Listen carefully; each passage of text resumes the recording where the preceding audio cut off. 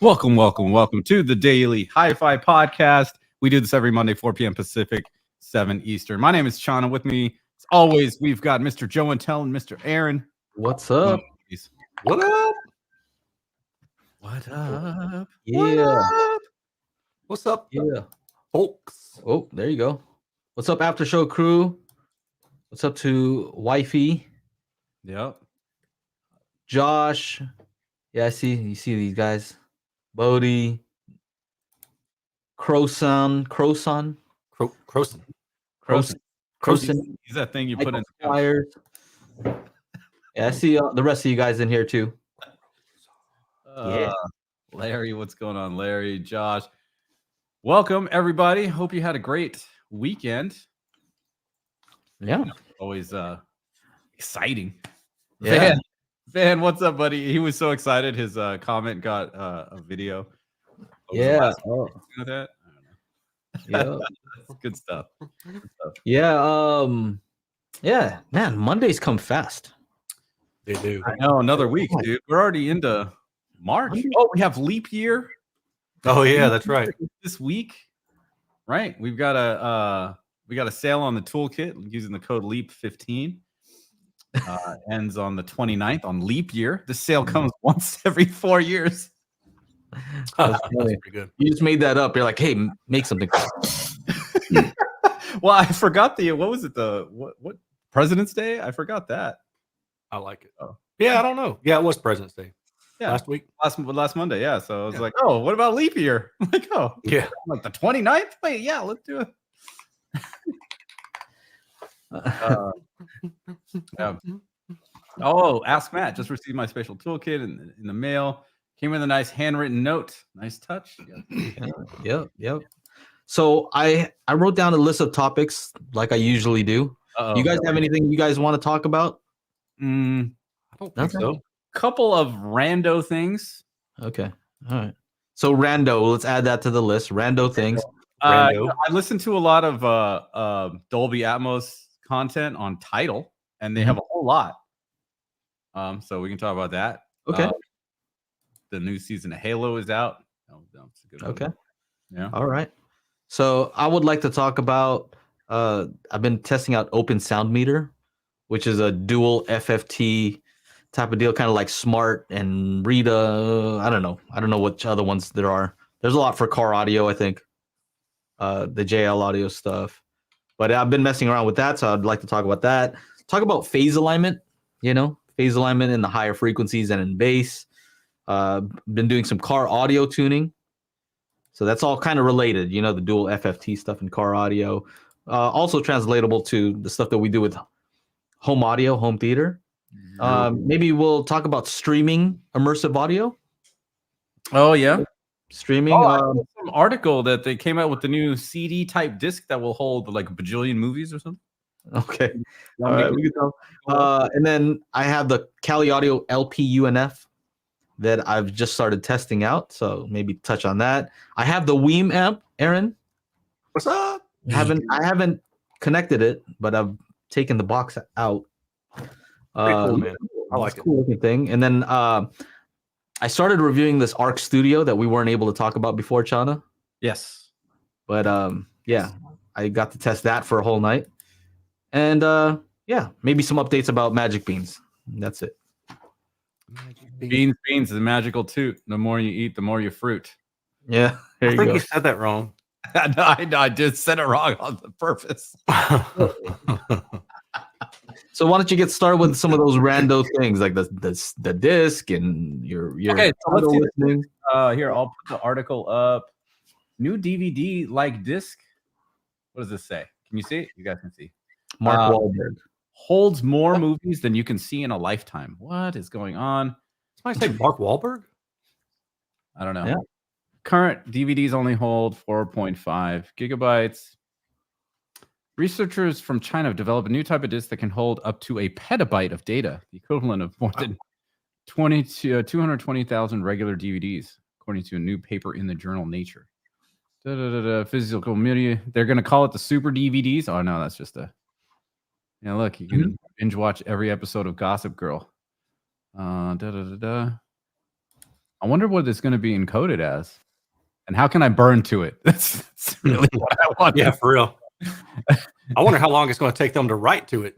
Whoever's making these discs has achieved this feat by a petabyte by containing 100 layers rather than 1 or 2. Wow, that's crazy.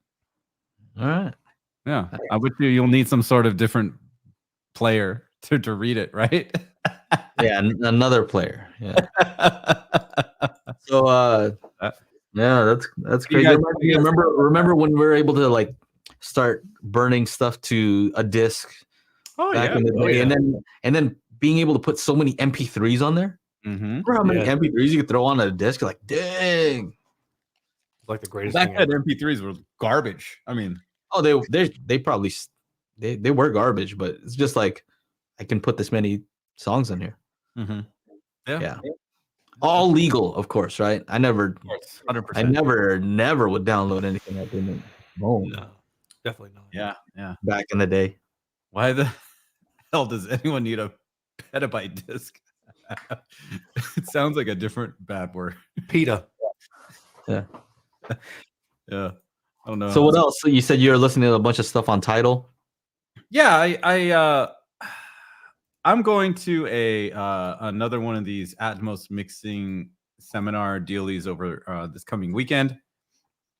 All the heavy hitters are going to be there for spatial audio mixing, and apparently there's going to be a little happy hour where we get to hang around and listen to each other's ADMs, do some super nerd. Is that what you're gonna do? Yeah. I'm gonna bring my shit and be like, hey, you guys want to hear something trippy, or you guys want to do this little? You guys want to do this little dance? Hey, what if you hear some others that are awesome too? You're assuming I'd be like, if I hear something awesome, I'm gonna come back on Monday and be like, yo, you guys got to check this shit out because it's awesome. You know, I'm totally fine with that. I'm sure you're hoping to go and like be amazed. Maybe you'll learn some new techniques. Who knows? I learned something the last time I went. So yeah, that was in August. So I can't wait to check out something new and see what little tweaks I can make to make things better. And speaking of which, you guys in the chat here, how many people do we have in the chat here? 51. Let's smash that like button, everybody. Oh yeah, let's do that. Since I've been mixing a lot of Atmos, and when I started back in 2020, 2021, I went back. I found a project. The one I did. What is it? The Rufus Du Sol song, On My Knees. I found a project because I was listening to it and I was like, oh, the whole breakdown section, all these levels could be raised. So, excuse me. So I went in and I redid it and I banged it out, and it's awesome. Holy crap, it is awesome. You guys are gonna love it. I'm gonna find the bit.ly link and then drop it. Drop it. Well, yeah, people seem to be liking the mix that you did of that Dua Lipa song. I keep seeing the thumbnail everywhere. Like everywhere I look, I see her licking the mirror, and it looks kind of weird. You know what I mean? Dude, it's what do you call it? A palindrome. Because it's the same forward as it is backward. Yeah. Race car. Essentially. Yes. Race car. That's right. I posted on Twitter, and it's like, is this considered a sensitive post? Because I guess the two girls, it thinks it's two girls kissing or something, touching tongues. Oh. I don't know. And then Brandon, be the installer, he's like, this gets a like just for the clickbaity thumbnail. I'm like, dude, that's her album cover. What do you? I didn't do anything. That's the album cover for the song. What are you talking about? You should have drawn a line in between. You know what I mean? A big black line. Yeah. So yeah, that was actually, like if you've seen my Instagram story, when I'm thinking about how to move sounds around in the 3D space, like I just visualize it first. How does it look, Aaron? Do you remember how it looked when he was visualizing where to place stuff in Atmos? Do I remember how it looked? Yeah, he put it in the chat. You commented. Yeah. You said sexy. Oh, yeah, that's right. Yeah. Well, yeah, it's like, Just rain down on me, baby. yeah. Wait, never mind. Yeah, it's fun stuff. So when I listened to that Dua Lipa track, I was like, oh, actually, I could do something with this. And that's what happened. Like, you know, she had like the percussion going through pretty much the whole song. You know, it's a halfway decent song. So it's not always good. It's not my bag, you know. It's not like electronic. You know, with electronic music, there's just so many more options, you know. And now I'm putting in the Dolby Atmos render view along with it, so they can see. And then the On My Knees one, there's like 3, like when the breakdown and build is coming, there's like 3 things going out of the middle because they have all kinds of different effects happening. Dan asks, can you Atmos mix on any song? No, just songs I can access like the stems for, you know. So it's only like, you know, whatever I can find on the internet, you know. So, which is also why I'm hoping, you know, this weekend to make some connections with some people that are just like, yo, you guys got some any independent artists doing some EDM that want some trippy ass Atmos mixes, send them my way. You know? Or you guys want to, or you're actually having a client that wants it to be full on crazy, you know, hit me up. I'll do. Well, I think you know, electronic music is more conducive to Atmos mixing, just because you don't know where those sounds are really supposed to come from. Right. You know, you can put them pretty much anywhere. Your bleeps and bloops. Yeah. So, you know, you can be a little more creative when it's like, let's say a jazz thing. It's like you're not gonna move this guy around and like make him sound like he's doing flying around my ears. Yeah, that's a little weird. You gonna measure that? Just keep stirring the pot, man. Can't measure it. Can't be heard. So, but that's why you measure with your ears, right? You can be heard. Angela knows trolls are off. Good gosh. Oh, hey, what's up? What's up, Ike? How you doing? Ike, baby. What's up? Go with the techno trolls reference. So I've been messing around with this software, Open Sound Meter. Have you met your ears, huh? Yeah, with my ears, my microphone ears. So have you messed with this Open Sound Meter? Like a little bit. That's just the Mac one, right? Or no, hold on. That's Fuzz Measure. I don't know if I have. So they have a free version that works on PC, Mac. I think that maybe Linux too. I'm not sure. That's cool. But it's pretty cool. Let me just kind of show you what the screen looks like. Looks like this. And so you can set, you know, 3 different things here: spectrum, magnitude, phase, impulse, step, coherence. Right? I'm not going to go into what every one of these things does. Why is it moving? What's that? Is this a video? What's that? Oh, it's measuring right now. This is right now. What is? Let's see what it's using. Look at your voice. It's 125 to about, I don't know. Mike, let's see if I can use my Rodecaster Pro Stereo.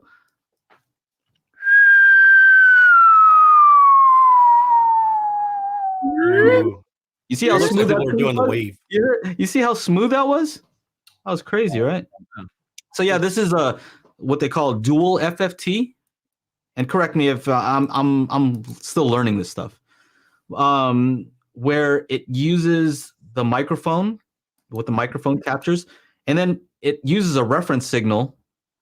So if you generate a tone from here, so I can go here and generate pink noise, white noise, sine, like a sine tone, sine sweep, M noise. What, I don't know why they call it music noise. Maybe it's a different thing, because M noise requires 96K burst. Okay, anyway, so you generate the tone here, and then it compares what is coming in from the mic to the generated tone that it's getting.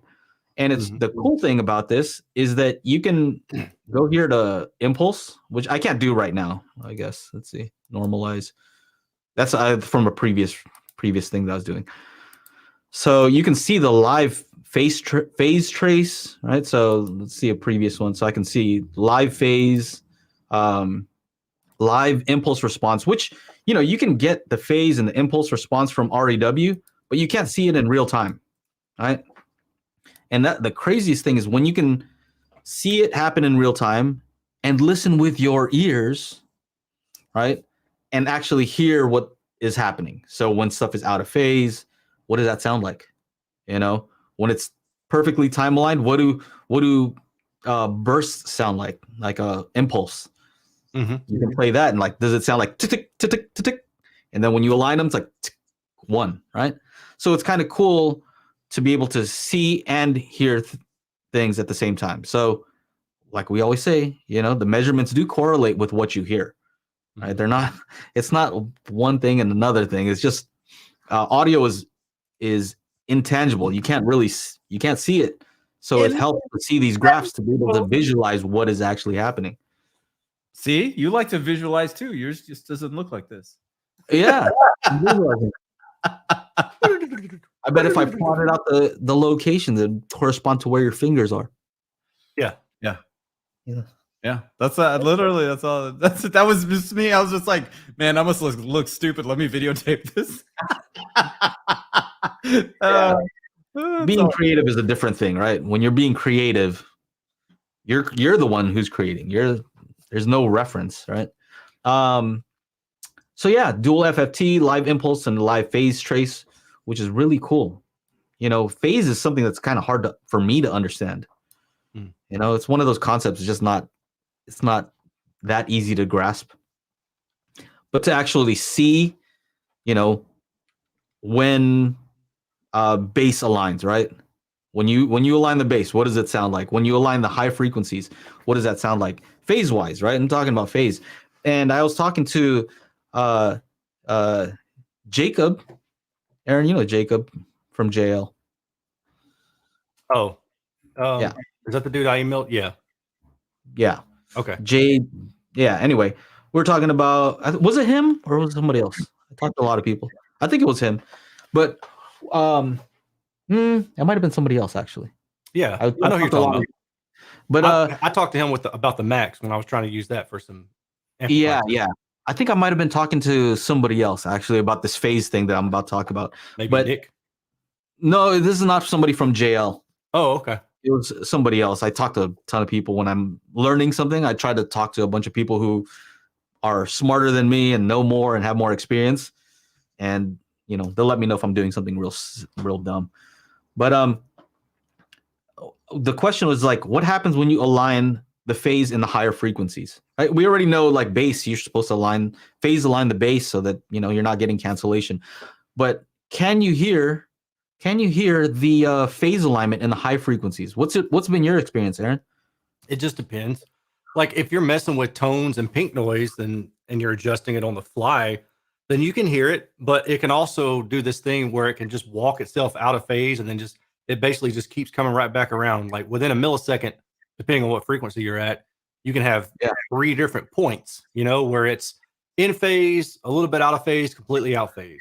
And then in phase, a little bit, completely out of phase. In phase, you just walk it in that circle. And the tricky thing is, it just kind of depends. It's you can just move a little bit and okay, now that's incorrect. Yeah, all you gotta do is be like, or be tired and just. Yep. But so here's what I noticed though, because I have a. he's asleep. I'm committed to my art. All right, sorry. So on my computer here, I have it set up so I've made my own room correction type of thing, my own calibration where I set the delays, I set the phase, I do everything. I'm not relying on any particular room correction to do it. I have to manually do everything. Right? Chana's seen it. It looks crazy, right? Yeah. No, it's pretty ridiculous. Yeah, it's just a bunch of nodes and nodes. Yeah, nodes. Yeah. Connecting to each other, right? Not related to the Noid from Domino's fame. Noid. Yeah, I can show you. It looks like this. This is my room correction right now here in the studio with 7.1.4. It looks like that. That's my room correction.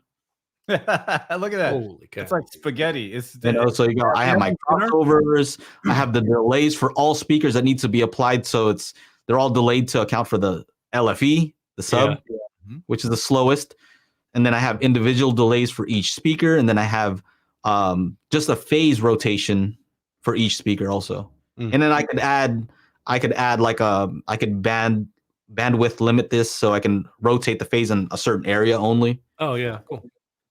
So yeah, that's how that looks. So anyway, I was able to play with time aligning. All right, so time alignment and phase alignment is different, right? You can time align something and it can be phase aligned at a certain point and then go out of phase, not be in phase at a different point. And so the question to me was, what happens in the higher frequencies if they're not phase aligned? Does it matter? And when people talk about phase for speakers, they're talking about like the phase alignment on the speaker itself. I don't know that that's as noticeable as I'm listening to two speakers that are right in front of me. I can reach out and touch them. And then I can rotate the phase in the higher frequencies and make them kind of in phase and out of phase. And what it seems to do, perceptually, is it moves the imaging like forward and back sometimes. Sometimes it can move it left and right a little bit.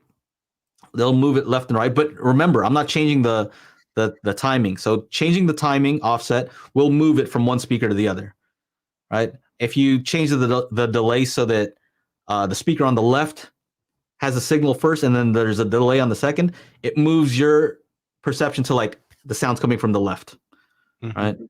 And then as you get them, directly in the center, you get the time alignment perfect. The object is in the center. But then the phase rotation is not timing offset. It's changing the phase relationship between the two speakers. And what it sounds like it's doing is it's like moving the image in and out, like forward and backwards. Have you noticed that in car audio tuning? It's kind of a cool thing. Like when you have them phase aligned, that thing like comes like it sounds like it's like right, like you could like I could reach out and touch it. Yeah, locked in. Yeah, it's locked in. So that's something that's real cool. And I think my experiment was to try to see what Dirac is doing, and I think it does a really good job of phase aligning in those higher frequencies. Yeah, and that's something that the others don't do.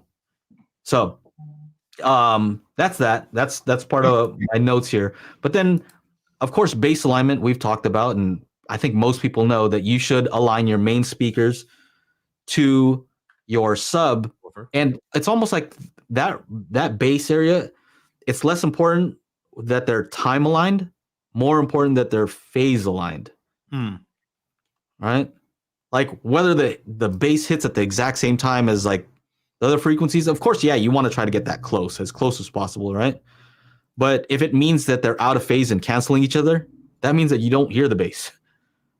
I would rather hear some bass, with it like a point zero something milliseconds off, but the phase is aligned. I'd rather have that. Yeah, you're not going to notice that with the subwoofer because the wavelengths are way too long for that to matter. So that leads to the question. I'm using this open sound meter on everything I can. I'm using it on everything. What can I try this on? Right? I'm trying on all these things. And I actually downloaded they have an iPad app that you have to pay for. It's like around $70, but I'm like, that's worth it, Yeah. To me, Chana, I spent money. Surprise. Yeah. $70, but it's on the iPad, and I just thought it was cool that I could take this iPad, plug in inexpensive mic, have some RCA outs, and it has its own internal loopback. Yeah. And so I could actually feed that into my car audio system and then start to see like the phase alignment between my various speakers. Now, in car audio, they talk about upfront bass. Like, you may have your sub in the back, right? And you have all these speakers, you have this weird cabin, and you want the bass to sound like it's coming from the front, which is what I've noticed when I ran Dirac on the HTP1. Like I do have subs all around. I have one in this corner, one in that one, and one right behind the seat, but it just sounds like the bass is all coming from like boom from the front. What causes that? What makes the bass come from the front. That's for you, Aaron. You're the car audio guy. Really, it's just being in phase and in time, I guess, but not really so much in time. It's just about making sure that all your drivers are phase aligned as best as possible. But the problem really with subwoofers, like with car audio, is that it's very it's not well, yeah, I guess it's easy to be phase aligned at maybe 70 to 80 hertz. For example, like let's say you tune your system and you work really hard to get the phase alignment between the subwoofer and the mid bass up front to where it sounds good and like it's locked in. But then at 60 hertz, it may be out of phase because there's something else going on that you can't do anything about. So, for example, typically in car audio systems, you're going to have a null on the left side from the left side driver. And it's going to be like around 70 to 90 hertz. It kind of just depends on the geometry of the car. And then if you have a trunk car and you've got the subwoofer loaded into the trunk, then normally you're going to have a cancellation at around maybe like 60 hertz. So the problem is that you have a cancellation in the subwoofer at 60 hertz. You have a cancellation in the left mid bass at around 70 hertz. You're going to have a null, a phase null that you can't really do much about because even if you try to apply overlap to your crossover point, like let's say you want to cross over at 80, so you don't have the left mid bass null with the subwoofer. Now the subwoofer is maybe helping it to fill in that 70 hertz null, but you've got a phase issue at 60 hertz from the subwoofer itself due to the length of the cabin, and you can't do anything about it. So that's why what some people will do is they'll put subwoofer up front in the car, and they'll put it on the right side, and they'll have that guy play maybe 70 hertz to 100 something hertz, or maybe 200 or 300 hertz, and then it acts as a dedicated mid bass driver to help fill in the null that's from the left side mid bass driver, and then you are able to cross over lower then, and then basically get past the subwoofer having a phase issue or cancellation because of the cabin length.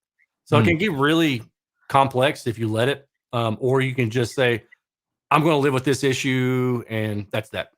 So which route did you go? Complex and fix? So in my car, we put the subwoofer all the way to the back, and I actually haven't even measured it yet. I've just been tuning it by ear. So I don't know where the nulls are. Yeah, I know, right? Because to measure the car system, dude, I got to break out so much stuff. I don't want to do that crap. Like, I got to disconnect my laptop. I got to unplug everything from the clipple. I got to take the laptop outside. I got to get my mic set up. I mean, if you had a JL Audio Max, that could probably be. That would probably be useful. Should be useful. So yeah, so do all pass filters any way to rotate the phase? Does it help, or does it resolve, or it just helps? Right. So they help with the crossover, right? So like, let's say that in the best possible scenario, you've done everything you possibly can. Your time alignment, you've got everything set up the best possible way that you can with your equipment and where the speakers are located, but you've still got a little bit of an issue at the crossover point. Then with an all pass filter, you might be able to rotate the phase enough to where you can get everything to blend better. Okay. So if you, how many years? I guess when there's a null, there's just if there's a null from the room, or in this case the car itself, it's no different than a home. If there's a null due to the geometry of where the speaker is, then you can't do anything about it, right? Like if you took that lone subwoofer and you listen to that and there's a null at 60 hertz, there's nothing you can do about that, right? Like you could try to add EQ and maybe fill in some of it. It might kind of work, but it's probably not going to work at all. So the only thing that you can do is you can either move the subwoofer, move yourself, or add another driver to help offset that null, which is really where the direct art comes into place, from what I understand. Yeah. It's using other drivers' locations to offset an acoustic null. That's it. Because I was about to say, typically, if you have no speakers that are playing, if basically, let's say you're sitting in a null, right, in a certain frequency, let's just say 60 to 80, right, and no speaker in your system can play those frequencies because your listening position is in the null, Yeah. then typically there's nothing you can do. There's no EQ. Versus like let's say if one speaker is able to play it, another one can't. It's kind of like, all right, let's go ahead and use that one, and Right. don't cancel it with this one. Right. But Dirac Art I've found can actually fix some of those issues by canceling the wave that causing the cancellation. Mm. Right. I like it'll use like other speakers. Yeah, I don't know exactly how it works, but when somebody explained it to me, I was like, that sounds an awful lot like in car audio, people would set up mid bass arrays where because the mid bass is really the most problematic area with phase stuff. So they'll use mid bass at the back of the car and they'll bandpass those to maybe a certain couple frequencies. I used to try doing that too. Sometimes it works, but sometimes it doesn't. But Okay. like for example, you know Dude. Yeah. what? That's pretty crazy. They're just gonna lock those into what you said, a couple, maybe like 5. Yeah, maybe? like you may use. So I tried this with rear shelf mid basses where I basically was trying to say, all right, let's let those dudes play 70 hertz because I got a null right here from the driver's side. Let those dudes play 70 hertz, and it actually works pretty well. The problem is if you try to play them too high, like at 150, stuff like that, where you got other issues going on, you can get some pull where it'll sound like the voices will sometimes. It's just really hard to really lock that in. Yeah, dude, that's what I'm getting in the van right now. Is like, let's say with certain bass hits that are higher in frequency, like in that doing it right. Yeah. I like it because there's just so many different tones. Yeah. And it's an actual song. So you know what I mean? I have to hear it so much. I'm like, at least I get to hear a real song. Something that sounds Doesn't that help? It's a halfway decent song. It's a great song, actually. It does help. Like the Dua Lipa track. I'm like, oh, it's not a bad song. Because I got on repeat. It might as well be a song rather than just some weird test tone, right? So anyway, it's playing these higher frequency bass notes. And in the car, it's hard to get those to like pop off, right? But then when it gets to the low bass, it's like oh, I'm not having an issue in those frequencies. It's the mid bass stuff that you're talking about. Yeah. Where I'm like, damn, my home system, I can hear like boom, like when we were listening to the Meyer sound, Chana, that mid bass was like it was not lacking at all, right? Yeah. So it's just interesting. Got an email from them today. We're gonna talk next week, I think. Okay. All right.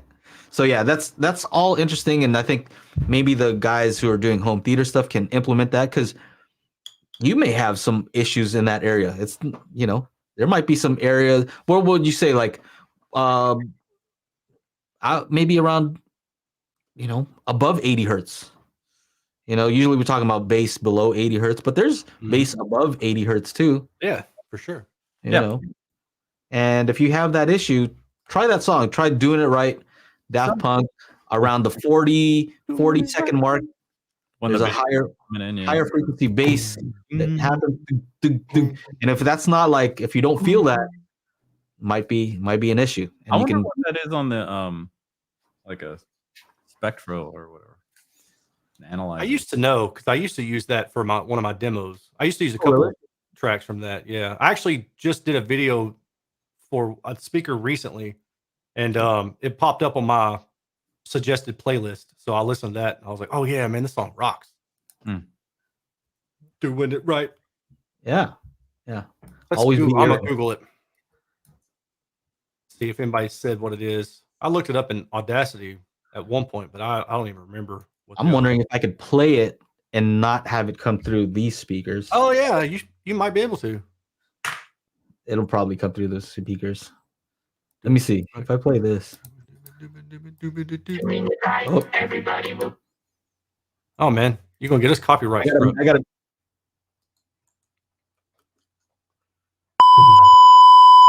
Oh, that's what you gotta do. Doing it.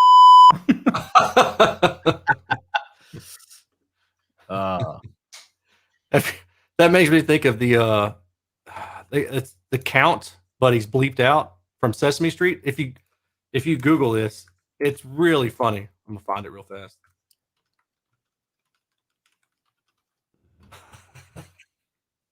I'm gonna play it. Let me know if y'all can hear it because it's definitely not copyrighted. Can y'all hear it?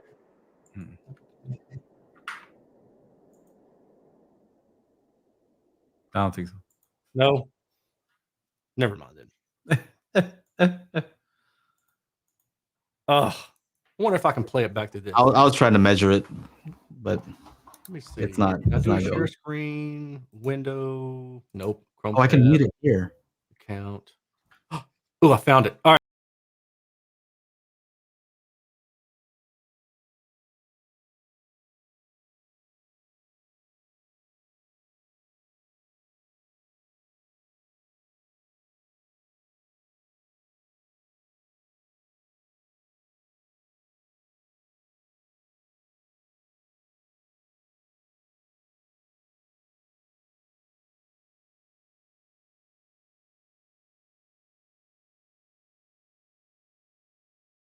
What is this? Bro, That's it. hey, engineers, man, engineers are the weirdest. Whew, I don't know who showed that to me, but I was like, oh my Weird. God, that's hilarious. One. man. That guy loves counting, huh? The count. One. Oh. Yeah. So where was I? Yeah, Yeah. you were trying to figure out the tones. Yeah. I don't think I could do it without it playing through here. Here, I can. Well, no, you're right. I don't want to play it because we might get copyright strike. Yeah. I can't believe that it's not online anywhere. I'd have to do this. I don't know how to read base tabs, but if Chana knew how to read base tabs, he could probably read it and tell us what the notes are. Yeah, totally. Well, I don't know if that's frequency. Hold on. Yeah, put it up. What do you need? Uh, I can teach bass too. Same thing as guitar. It's a low E. oh gosh, I'll pull it up, but I don't know if it's gonna. What? Where's the full screen version of the? You guys suck at life. Sheet music. They're definitely doing it wrong. Oh no. Ah. Nope. I can't find what I'm looking for. But I still have it Dude, you're gonna get all. all kinds of copyright this. Oh shoot. Hold on. Yeah, we are. I'm still trying to get these tones for you guys. It's all right. Tones. See if I do. Tones. Let me see if I do. Tones. All right. I've got Kef Blade Meta 2s in. I haven't even taken them out of the box yet. This is a cool story. So the guy that dropped them off was from a delivery company, like one of those 18-wheeler things. Yeah. And he called, he was like, are you going to be home to sign for these? And I said, I won't be, but I can get somebody to do it. And he said, okay, well, I should be able to get them off the truck. So I'll do that. And then he called me back like 30 minutes later and he said, man, I walked into the truck to see what they were, and I'm not going to take these off. I would like for you to be there, just if nothing else, just to watch, because he's a speaker dude. Turns out he's a speaker dude. He's got a set of like monitor audio speakers. He's got a turntable. He collects vinyl and all this stuff. So when he saw the box and it's got Kef Blade 2 Metas on the side, he knew immediately what it was. And he was like, I wanted you to be there just in case. And that way you're there. I said, I get it. So it was funny. Oh, he didn't have a lift truck. That was the problem, or a lift gate, So he had to like push them to the back, and then he laid them on his side, and then he pushed them off the end. And I was there like helping him flip them over off the truck. But Flipping them over. yeah. Uh-oh. What's that? Doing it right. Boom. There it is. What is that? That's like a 40? 63? Boom. 30, 32, baby. 63 again. Oh, I can't tell. Maybe 60? 63, maybe 32, and around 40 or something like that, maybe. Yeah. 63 hertz is what music note? Frequency to music note converter. Oh, look at that. All right, so there you go. I was able to do it. All right. Stop. All right. Stop screen. Hello? Stop it. All right. B1. Dominic, get down. B1 is 63. What else did you say? What was the lowest one? 30? 30. Those are probably around like 35-ish. 35 would be C sharp. I was going to say D. That's pretty close. It's 36. Hold up. 36 is a D1. Could be a D. Is it? You know, it's crazy. Sometimes some of the notes that sound like deep bass, when you really look at it, you're like, that's only like 30 hertz. Like that's not even that crazy. Yeah, I know it. I had that problem sometimes too. I expect it's going to be like, maybe 30 hertz, and it turns out it's 40 or 50, and it's like, oh, I suck at this. Shut up, Chana. Were those just ear What? I measures? didn't say anything. You didn't have to. You were thinking it. Sucker. Let's see. I'm looking at this bass tab right here. Let's see. He's walking around the room. There you go. Get Walking. Walking around the room. Walking around the room. All right, I'm about to do this legit, y'all. Oh no! Look, you're gonna get Chana involved here. He just bought an Audi S8. Has a Bang & Olufsen sound system. Sounds so good. You guys know about this company? Chana doesn't. Just a little. He knows nothing about that company. What company? Oh. Bang & Olufsen. What's that? That's what I grew up on. My dad was a huge B&O fan, so that's what I grew up listening to in my childhood years. Stereo speakers that cost a ton of money. We would go. He had this big old thing for like these octagonal tower speakers from B&O, and they were like $2,000 each or something. But then the like thing you needed to play it on, because it was all proprietary. You had to buy the Bang & Olufsen electronics. That shit was like $5,000. We're talking like the 80s. Right, so this whole setup is like $8,000, right? This is in 82 or 83 or 84. We're like going to all these places to look at them, and he's trying to get them used, still expensive, and like, yeah. I call myself the accidental audiophile because that's what I grew up listening to. And I did. Somebody at Audio Advice like, man, at like 7 years old, you could tell the difference. I'm like, no, dude. Come on, what's wrong with you, bro? It wasn't until I was 13, and I went to a friend's house and I played the same music that I played at home, and on this guy's Sony that his parents had. I'm like, oh, well, something's wrong. That sounds the same. My kid's stereo sounds like someone humming through a kazoo. Been there. That's great, dude. So yeah, who got the Bang & Olufsen here? Somebody got a B&O Chad Williams, yeah, dude. Cat Williams? Chad Williams. Yeah, oh, I for real thought I heard you say Cat Williams. Chad won a $7,000 upgrade in this car, so freaking good. Yeah. So in the van, right? I bought these like JBL Fuse. They're called. They're like little, like 2 8-inch drivers with like passive radiators. Can't say that word. Radiators. Yeah. So anyway, 2 8s, right? And the van is huge, right? Like minivans, it's a big vehicle. That thing doesn't really do much.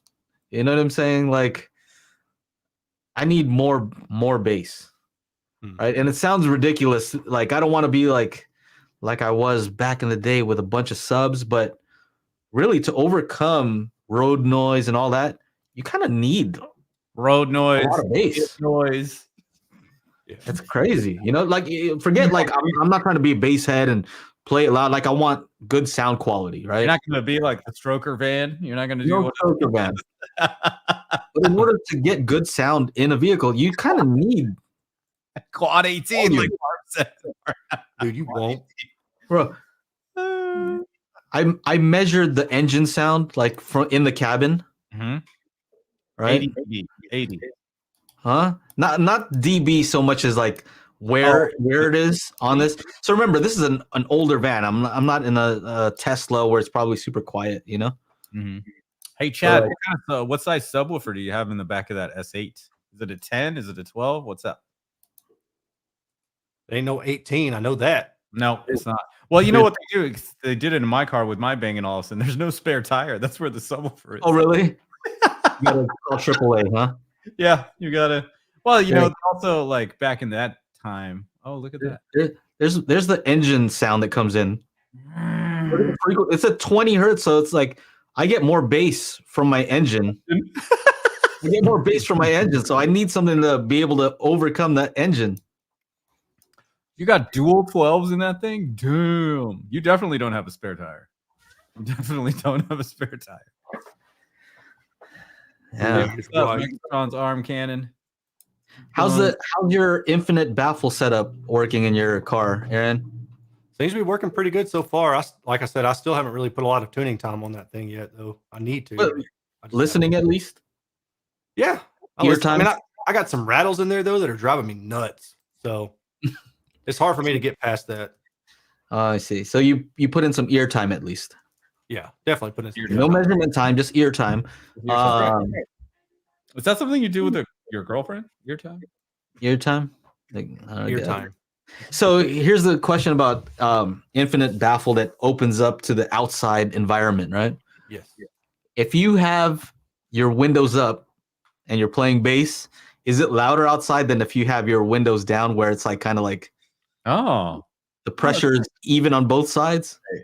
That's I don't, the cabinet for the sub. Yeah, I know what you're saying. I don't know. I haven't really done that with this car yet, so I really don't know, and I haven't really sat outside and listened to it either. I'm sure it probably bothers some people though. You got like a giant cabinet for your what is you have an 18? Yeah. You got a giant. The cabin is the cabinet for the 18. Yeah. Hey, ear time is just FaceTime without the video. That's right, dude. Aaron, you should make another shirt. Something about ear time. Ear time. Ear time. Ear time. Hold on. It's ear time. Break out your rulers. Oh gosh. Can you have too much bass when you get gas and everyone can hear it? That's what I'm wondering. Like, I'm wondering if you roll up to a stoplight next to Aaron. Oh. And he has his windows up and he's bumping some rap or something. Mm-hmm. I wonder if it's like, damn. Probably. I'm sure it does. All right. So this is what we got. I could just see it. It's that scene in Office Space, right? Where he locks the door. Yeah. All right. This is your doing it right. So the lowest note is, does it say 37? Looks like 36. Let me. What? Oh, okay. The scaling is. Wait, what is this? Is this it? This is the track. Yeah. It's around 30. What is this? Hard to say. I said around 40, 35. I said what I said. 36 is a D. Okay. 61 B1, 52 hertz, and then 42 hertz. So those are the three notes. Yeah. 60. Wait, say that again. 61, 61, 55, 50. Yay! And 44.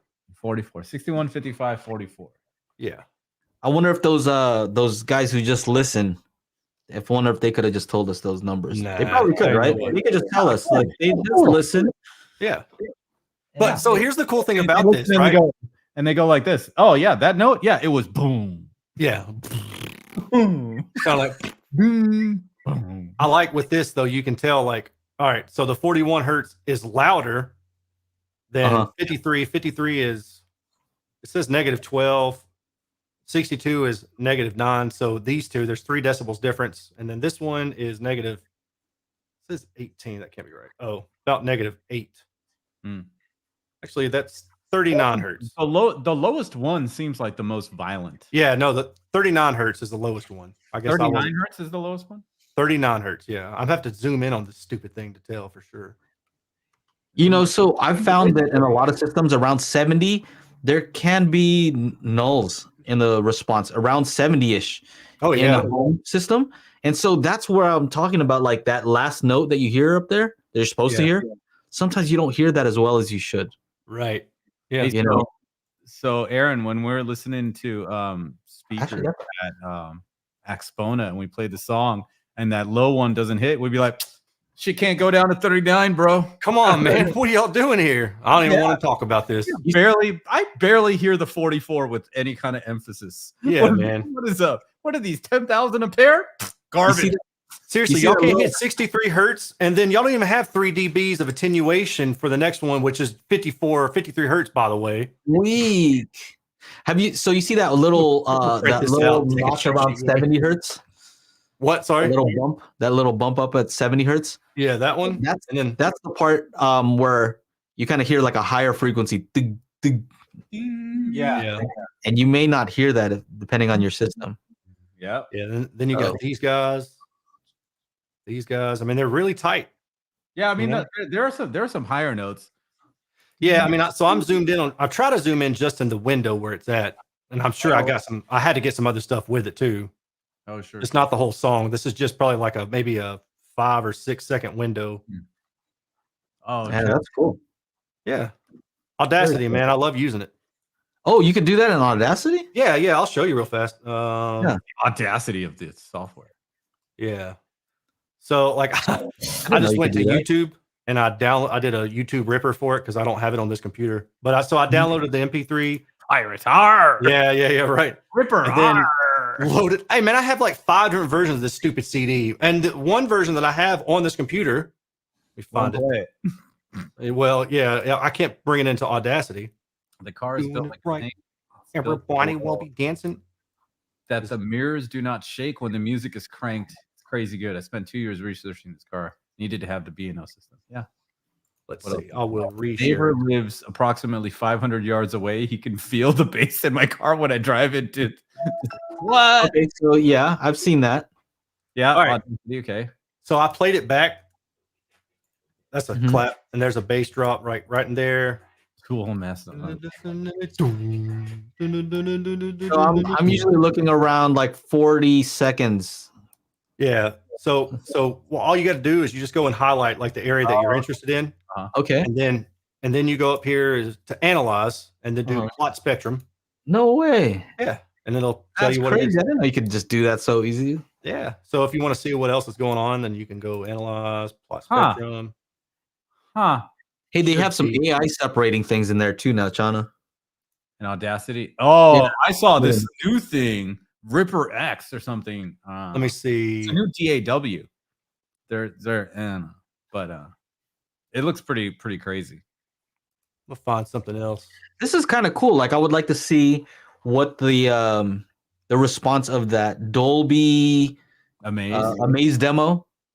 Yeah. Like what frequency is that and what level? I knew you. As soon as you said Dolby, I'm like, yeah, Amaze. Yeah, I want to know what level and what frequency that bass drop is.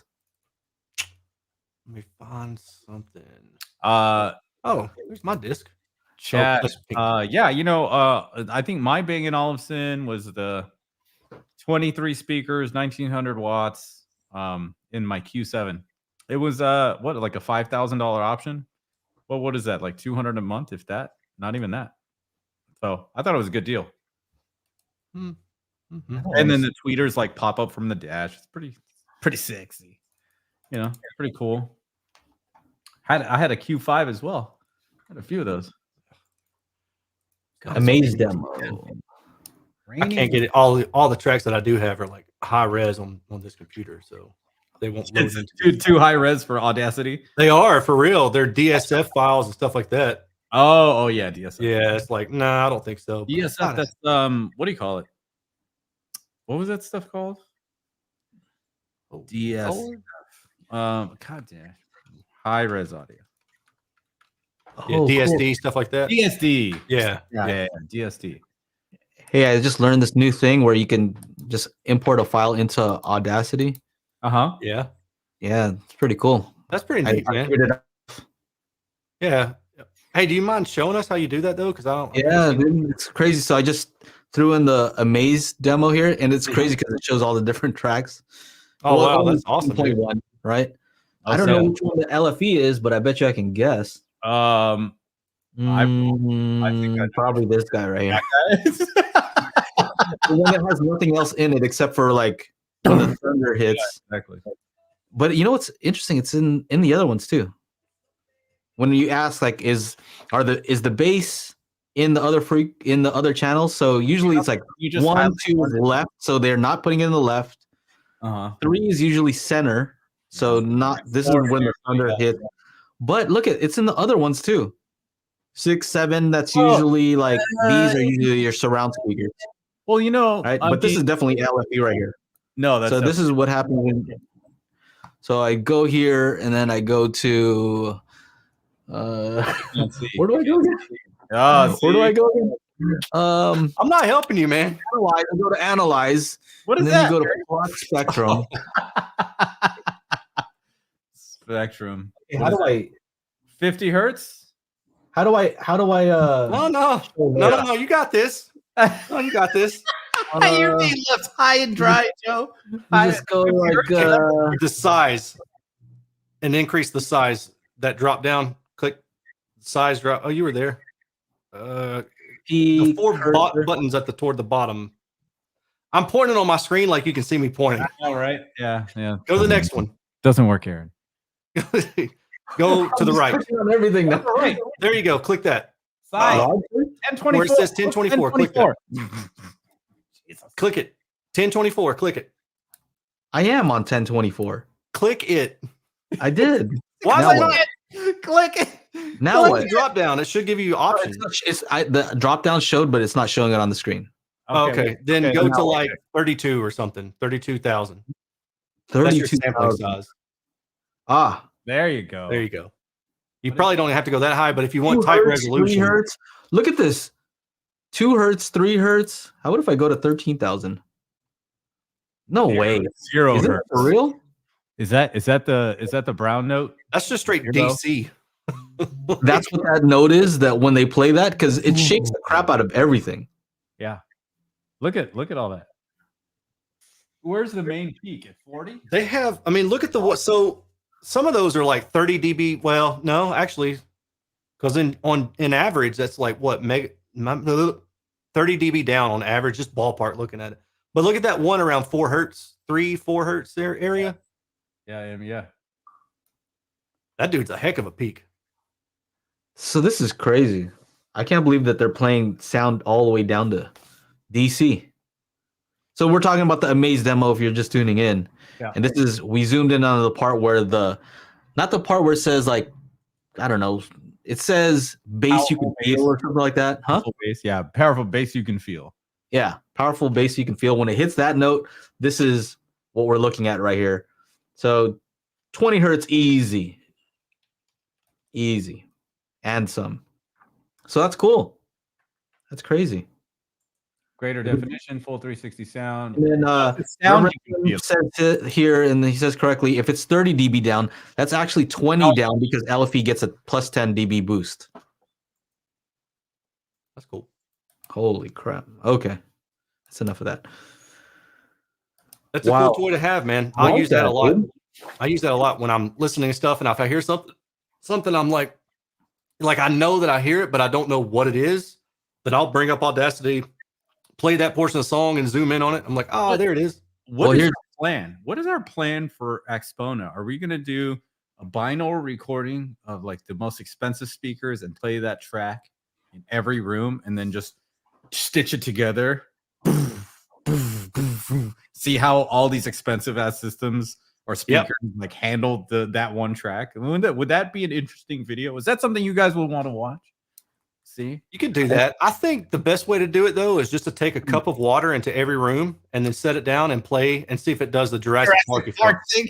Yeah. I love this guy. I love this guy. And Jurassic Park test. this is interesting also. Reverend Slim and I have talked about this before. But when people ask like, oh, do I need, this size speaker for my rear surrounds? There's no real content below this and this. Well, this particular track is playing. This is one of the surround channels. So Oh, wow. it's not just in the LFE. It is also duplicated. That's why I think it sounds so loud. Like I always wonder why that one sounds so loud compared to the others. And it's not, when you're doing Atmos, like when we do Atmos, you have a certain amount of content that you can put in LFE, right? Certain level before it's too high. But if you duplicate that and you put it also in all the other speakers, now Look, I mean, you know how you were saying, that's the bass hit. Go back to the other screen or just remove this window. okay. In Logic, in that bed track, I can send a bass hit or whatever to LFE. I can assign it to LFE and all 7.712 speakers too. But here's the trick, though. Here's the trick. When you're using bass management, let's say if you're using speakers that are crossover at 80 hertz, so you're sending LFE like a lot of signal, right? Yeah. But then whatever can't be played from the other speakers Are also going down there. it also gets sent to the LFE. Yeah, it's almost like the double bass. It's double bass, but like times like on this, it's showing on all the surround channels. I don't even know. They might be sending it to the heights also. I can't see with this. Yeah, I think that's what Jeremy's saying. But they're putting that in every channel. Imagine that's summed with the LFE. Yeah, exactly. Nuts. Yeah. Anyway, that's interesting. So, Chad, yes, I have an Audi. I've actually owned 8 Audis or something like that. Been buying them for like 20 years. I like them. Last thing from Chad. When Avatar 2 came out, I rented out the theater for me and my family. Despise people and their cell phones. Thinking about doing it again for June 2. AMC doubled their prices. Should I do it again? Yeah. Wife says I can if I get 10 at least 10 people. Where do you live? You live in California? We've done that. We've done that before. We rented out a theater. It was pretty fun. It was pretty fun because you could kind of like be a little louder and I know AMC. I'm told around here it's $150. Really? Wow. Yeah. Which, like, I guess they do it for birthday parties, but somebody was telling me Michigan. about Sorry, Chad. Can't go to Michigan. See, our like the AMCs are too busy. There's no way, you have to go to some of the smaller theaters. Yeah. You go to AMC, they're like Lemley or something. Yeah, right. That's when they're always like promoting on KCRW. It's like a total indie spot when KCRW is like, oh yeah, no, the $350 for your AMC. Does it have Atmos? Wow. So that's actually not that bad. One of my first jobs was working at AMC. Mm-hmm. Yeah. That was one of my first jobs cool. In Burbank. But I guarantee that they would not let anybody rent out that theater. It was always busy. Yeah. So there's no, like, I don't know if they do that now. I know maybe stuff may have changed after the whole COVID thing and like, people weren't going to movies. They were hurting. Mm-hmm. Like, yeah, you guys can rent this out. You guys want to have a party? Anyway, Dune 2 would definitely be a good movie to watch. Well, see, that's what I was thinking. And it's coming out this week or next week or something like that. Yeah. Is it Friday? Or next Friday? February 29, yeah. Leap year. Yeah. We're gonna have to check that out. We're gonna check that out. Angela, if you're watching, we're gonna go.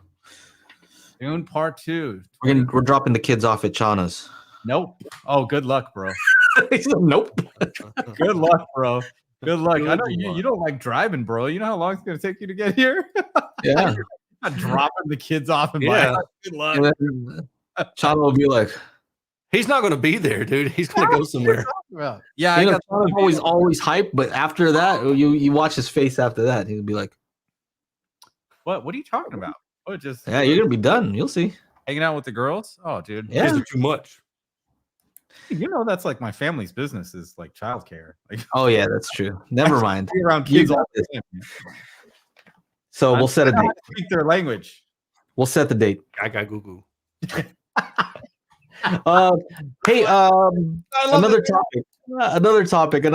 So streaming immersive audio I asked you guys, some of the guys in the after show chat, has Atmos ever been streamed? Is that something? Because I don't watch TV. No, I don't watch very much TV, but is that a thing? I know that like when you watch your normal channels, there's like, it says like Dolby and that's like what, 5.1 or 7.1? 5.1 is the best way to go. Yeah. Didn't you just have a live streamer to disagree about stuff?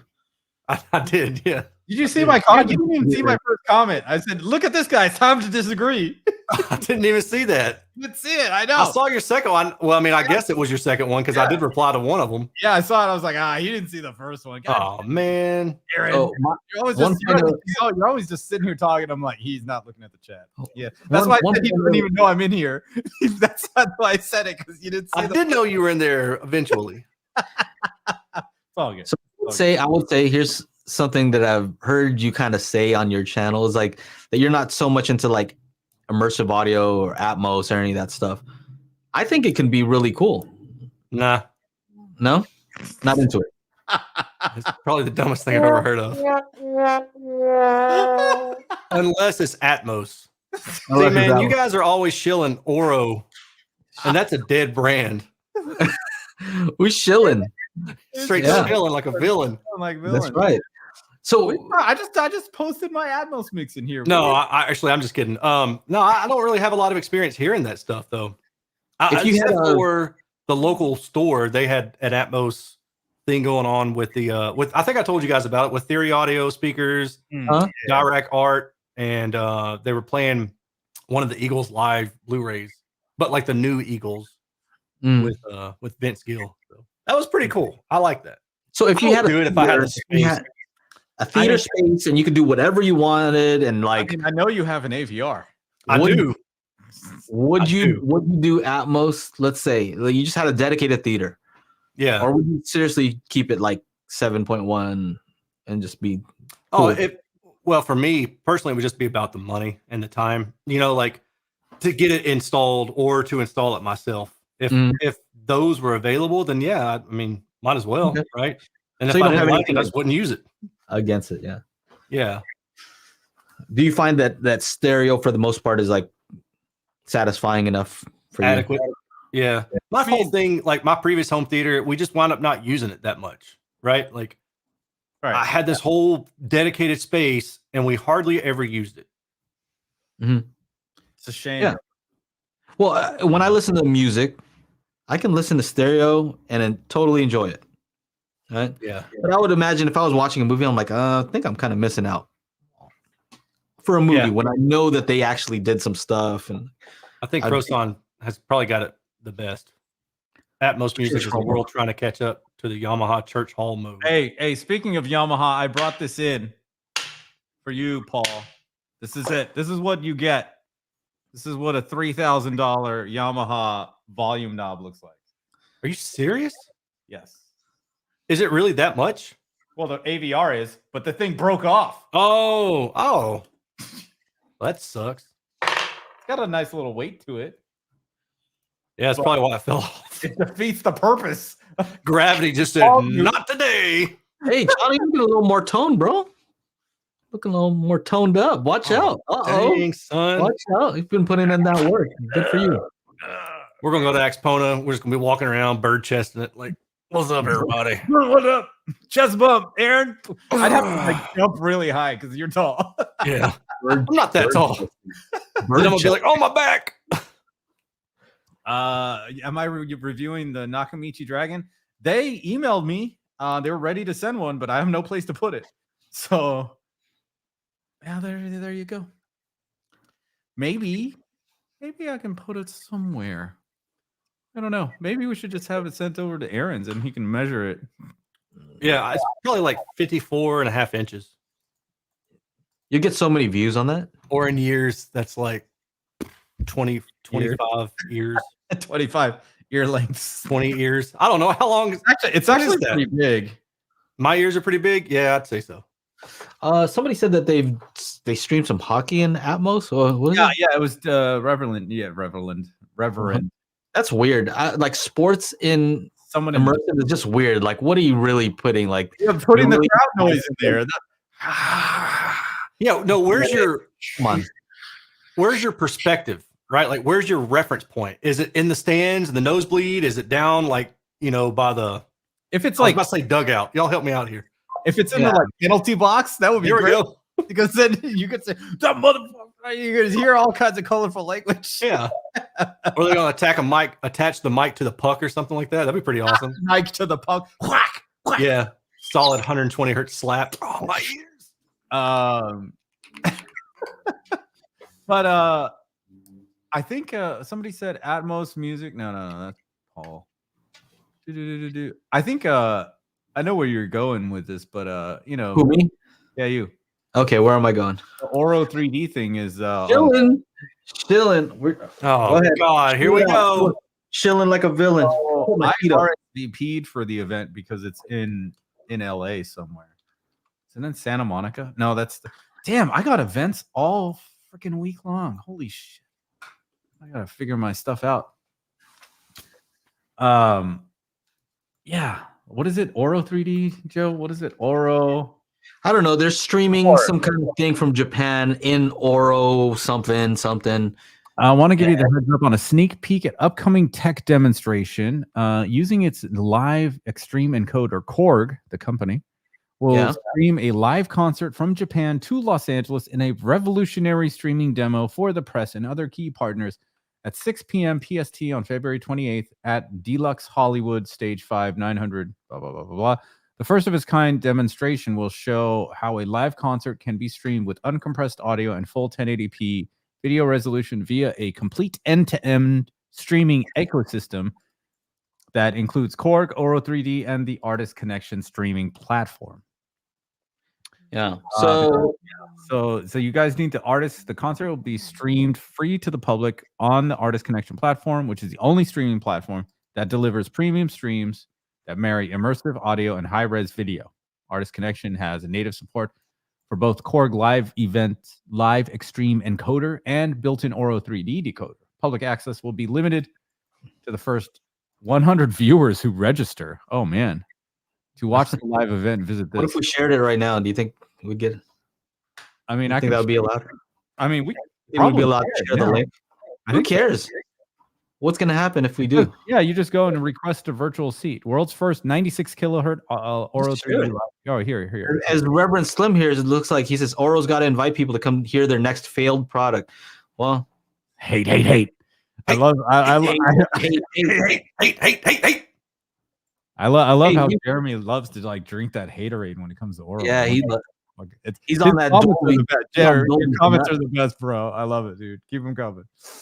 Hey, Dolby doesn't need your help. I'm telling you, they're already winning. Hey, that's like when like somebody sees a sports team, you know what I mean? They just won, and then all of a sudden you see them with a jersey. Like, dude, you never even used to watch that sport. Mm-hmm. Yeah.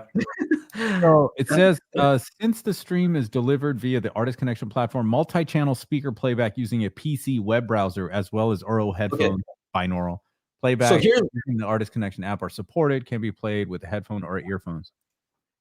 Here's what I think is cool, though, right? I don't care if it's Oro or anybody else. I think it's cool that the software is doing the decoding, right? Because typically with Atmos, you got to seriously have you got to have your AVRs got to support this. Every single device has to support it, right? Kind of feels like that MQA thing, right? Like, yeah, we're going to send it, but like if you don't have the right decoders, this and that, you won't be able to do it. But like they're saying, hey, we could do it with this software. Your PC doesn't have Oro 3D support, technically speaking, but I guess this this Artist Connect app has it built into the software, and I think that would be cool. Like whether it's Oro or DTS or Atmos, I would love to be able to say like, hey, I have a Mac, I have 7.1.4 in here. Why can't I play Atmos? Oh yeah, you kept asking me that. Why can't I just play Atmos from the computer, huh? Apple, why can't I play Atmos? I have all the speakers. I can access all the channels with the decoder in Logic, but why can't I play a file with an Atmos? What the heck is going on here? I don't know. They don't want to do it. They don't want to listen. Well, I think it's because it's all licensing stuff, right? Like they're not going to get extra money by allowing your software to decode it. They want to sell to this company that's going to, that requires you to buy something. I mean, half the reason why I'm making all these Atmos mixes, I got to pay Dolby licensing fees like all year round. Yeah, might as well. What is this? That's dude. That Atmos Oro thing you just showed. That's what the background of it reminded me of. Oh, it made me. As soon as I saw it, I was like, "That's the Michael Jackson Dangerous album." Oh yeah. No, it totally is. It's like Oh, hold on. I'll bring it back up. Did you share the link? I did share the link for the. At least if it's gonna be 100 people, I want it to be all people I know. Yeah. Okay. Ready to see this thing? Watch. Look in the background. Right. Look, it's the same thing in the background. Can we do a view? At least Chana gets it. I see it. I got you, bro. Thank you, bro. Appreciate that. bro. Joe's like, these guys are clowns. Tonight is your night, bro. Tonight is your night, bro. That's twins. Yeah. Yep. Yeah, I told you I love this guy. Yep. Yeah, dude. That's one of my favorites. Oh yeah, dude. That's when he teaches them how to dance. Yep. Oh, good old Marnie.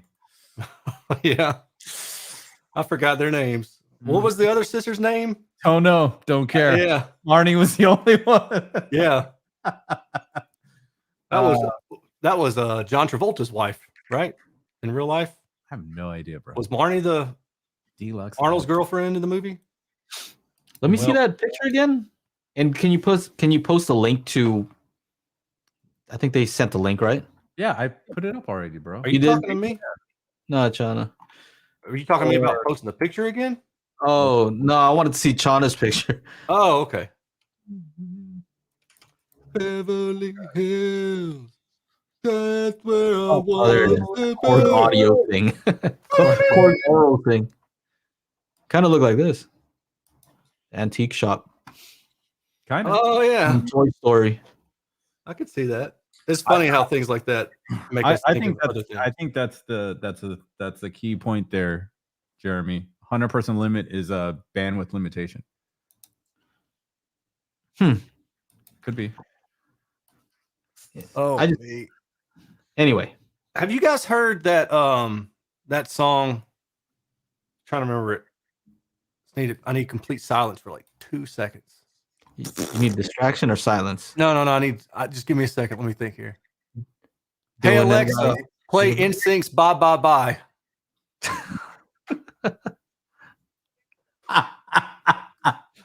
All right, I need everybody to tell me if it got them. Please let me know. Why did mine's? You bastard! Don't listen to him. I love it, dude. I never got a confirmation of my RSVP. So Okay. So what else? So we shilled that out already. okay. I'll shield. Check box on the shilling here. Nice bingo card. So did we talk about my Dolby Atmos experience with most of this music? Or What's that? did I already talk about the Atmos music? I forget. Atmos music. Yeah, I listened to a bunch of Atmos music subtitle over the weekend. Oh, there's a whole bunch of Dolby Atmos titles on Tidal. Titles on Tidal. Are they good? Titles on Tidal. I thought the electronic music ones were going to be good.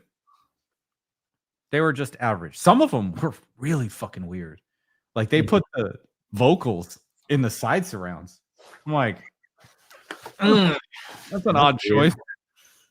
You know, I mean, I get it. Like, if you think about like headphones, right? If you put your headphones on, if you're in a 7 ear level speaker situation, the left and right surrounds are like your headphones, right? So, like, I kind of like that idea, but damn, some of it was just. Oh, you know which one was really good? Flowers. What is her name? I can buy myself. Miley Cyrus. That's actually a very good one. Hey, I like that song. Yeah. That's a great that one's done well in Atmos. A lot of I was looking for the Dua Lipa track because some people said that that my Dua Lipa version was much better. So I was looking for that, but I couldn't find. You can't just if I search Houdini Dua Lipa in Tidal on the Apple TV, because you got to do it on Apple TV, right? It doesn't show you the Atmos version. It just shows you the standard 2-channel one, which is kind of odd. You know, but if you go to the Atmos section and do see all, boom, there is so much. Holy shit! Like these people, dude.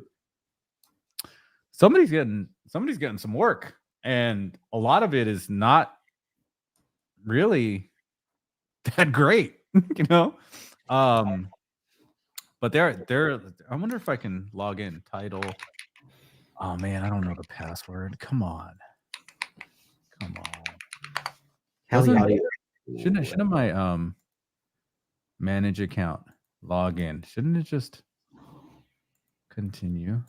Put in my password. Oh, Edward. Accept all cookies. Who you calling Cookie? What? Web player. Can I get access to Atmos on here? Dolby Atmos. Okay. All right. Here, I can share screen. Look, they have a whole bunch, dude. I was so surprised. Search. Here we go. Can we? Is that making it bigger? Yeah. Yeah. Okay. So best of 2023, 70 tracks, top 50 rock classics, 152 tracks. Look at that. Dolby Atmos for cars.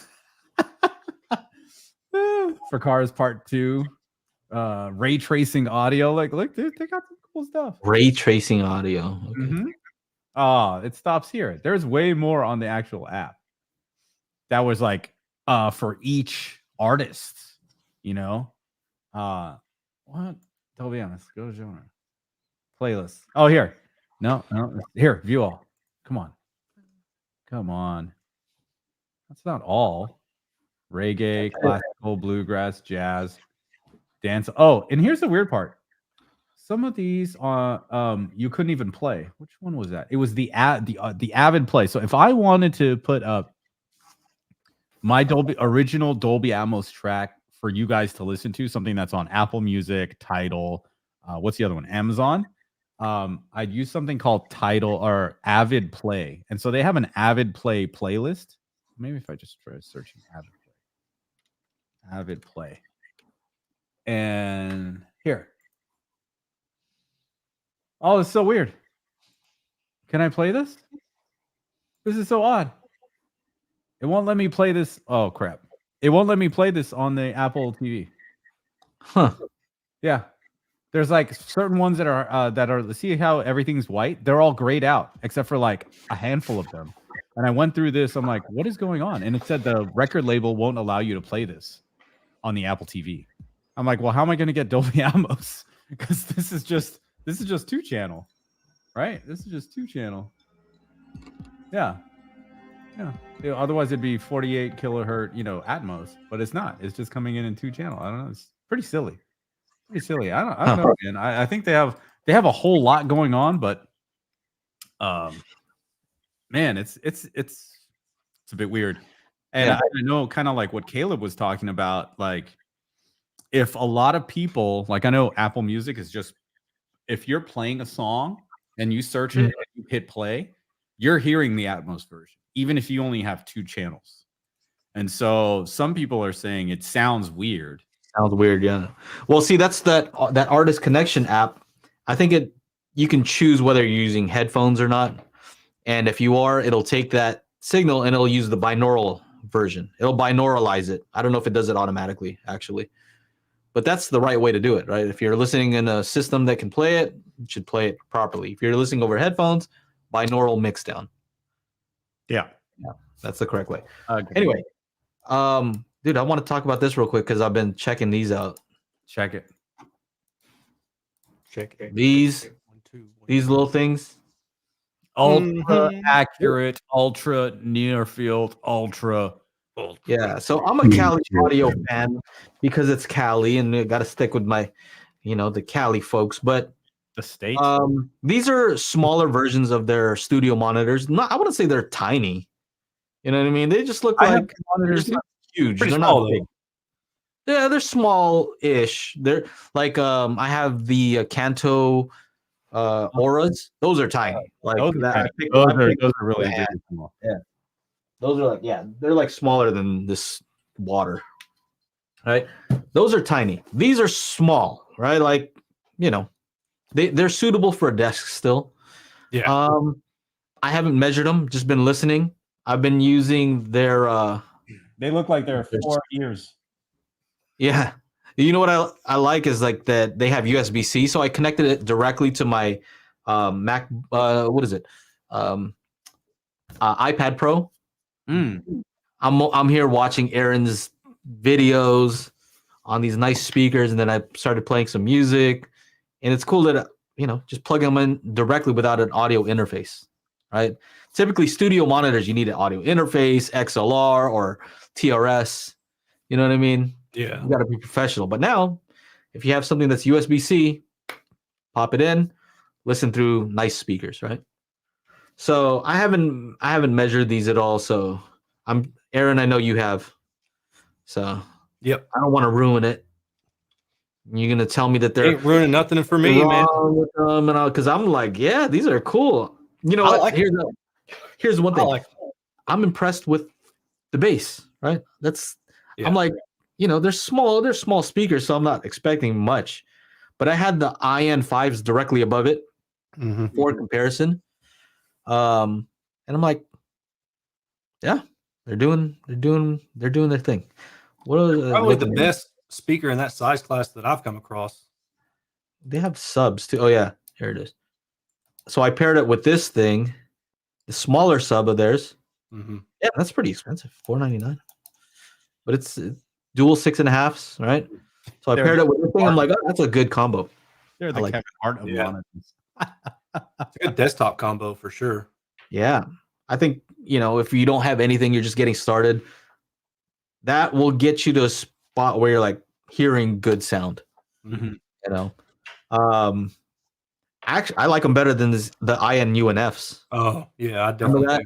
Yeah, we both reviewed that. Yeah. I like them better than those, and it's the form factor is more suitable for most situations. Yeah, and they're half the price. Yeah, you don't have to put this bass module. Yeah, so I like them. Yeah, the bass module might help the other ones get lower, but I don't know. I don't know if it's that much lower. I had some guy comment on my video. You're supposed to use the F10 or F3 instead of F10 when I was looking at a sub, and I'm like, you need 2 points to be able to determine the slope of the thing. Like, yeah, for sure. There's only one. Okay, is it? What happens after that point? Right. Yeah, it could be a brick wall filter. As soon as it hits that, it's done. Yeah. Like what? I want to know where it drops down. Yeah. So you taught me that, that it's useful to see the slope. Yeah. So I kind of responded like that. Yeah. I agree. But yeah, so I have that in for a review. What else do I have? I have the Weem amp that you've already reviewed. So I'm excited to play with that. You mentioned in your video that thing is so cool looking. Oh, it is. I emailed him last week, or last weekend, I guess, and said, "All right, I'm done with the review. It'll go live in like a day or whatever. How much do you guys want for this thing? Because I want to buy it. Like that. So, that's the best endorsement you can have if you want to buy it. I like it. I think it's great for what it is, man. I'm actually really looking forward to. I never paid attention to Weem, but when I got in, and I was pretty impressed. So now I've paid attention to. I guess they've got something called the Weem Ultra coming out soon, which is like and it's supposed to have HDMI input and all that kind of stuff. I was like, oh sweet, I need that because then I can run that out to my separate power blocks or my mono blocks for my mains. That'd be pretty sweet. Which separate mono blocks? Those are you're talking about the little orange knob thingies? No. The or is something. Oh, you got March Audio. Fancy. They use Purify Class D modules. Oh, okay. So it's a P501. They're like, I guess 500 watts by one channel. I got 2 of those. All right, and that's at 4 ohm. All right. That NAD thing is awesome, dude. I want one of those, but I've already got the other mono blocks that I plan to use, right? So I don't need more stuff. So you mentioned on your video that the Weem has 4 bands of PEQ, but then you kind of said something like, yeah, you might have 8. What is that? Yeah. What's that about? So I saw on the forum there that apparently Weem is very active in the community as far as posting on their forums, updates and things like that, which is really awesome. But I saw on the forum that their plan is to have, what's it? Like equalization, hold on. What's what I'm looking for here? I don't know if it's direct, but it's room EQ, I think. And then they're also going to have 8 bands of equalization added to a new update at some point. Wait, what's room EQ? What was that? Weem amp room EQ. Let me see. Maybe they call it room correction. Room correction? You might just have to Google it. It's on their forum. We'll be happy to test beta test upcoming Weem room correction. Yeah, let's see. There's discussion on the here. I'll just link it.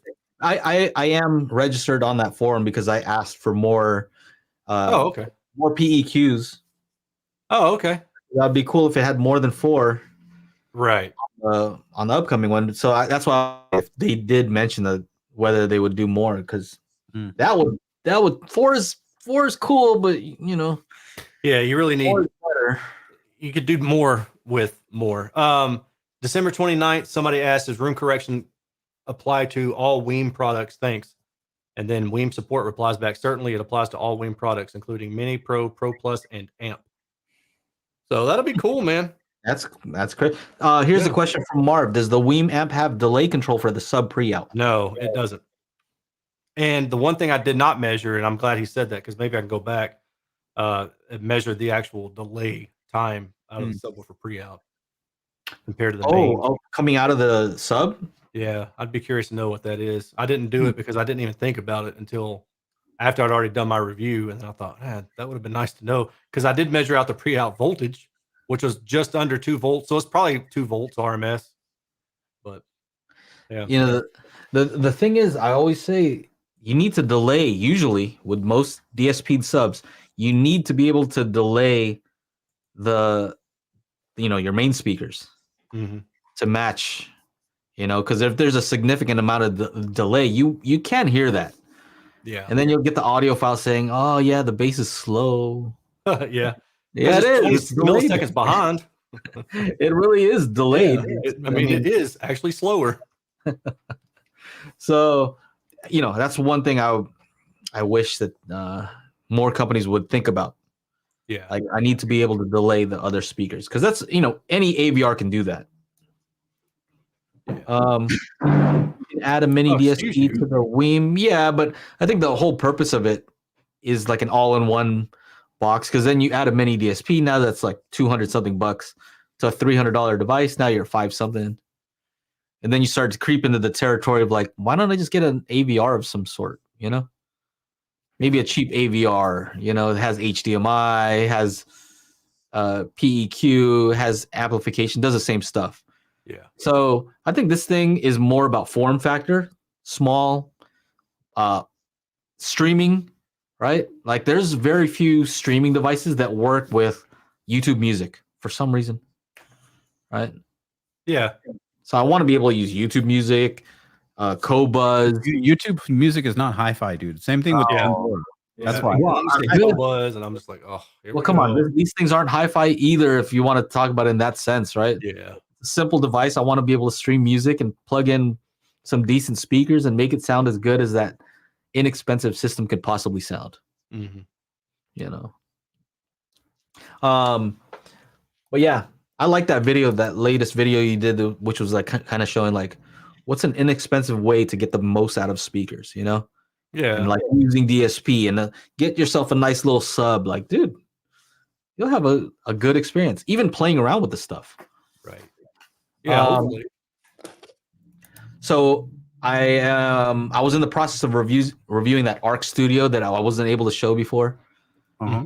So it's like a dedicated DSP box. Think about it like a mini DSP for like studio monitors, right? And it doesn't use any of your computer's resources. That thing. Yeah, I have to get some.